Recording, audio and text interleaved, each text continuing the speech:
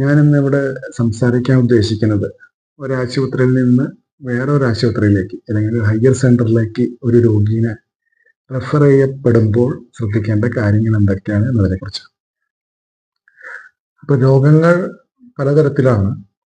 അപ്പോൾ ഒരു രോഗീനെ, അത് നെഞ്ചുവേദനയായിട്ട് വരുന്ന രോഗിയാവട്ടെ, അല്ലെങ്കിൽ ഉയരങ്ങളിൽ നിന്ന് താഴെ വീണ രോഗിയാവട്ടെ, വയറുവേദനയായിട്ട് വന്ന രോഗിയാവട്ടെ, അല്ലെങ്കിൽ റോഡപകടങ്ങളിൽപ്പെട്ട് എക്സസീവ് ട്രോമയുള്ള പേഷ്യൻ്റ് ആവട്ടെ, അങ്ങനെ പലതരത്തിലുള്ള രോഗങ്ങളെ കൊണ്ട് ഒരു രോഗീനെ അവിടെയുള്ള നാട്ടുകാരോ സുഹൃത്തുക്കളോ ബന്ധുക്കളോ ഉറ്റ ബന്ധുക്കളോ അകന്ന ബന്ധുക്കളോ ആശുപത്രിയിൽ എത്തിക്കാം.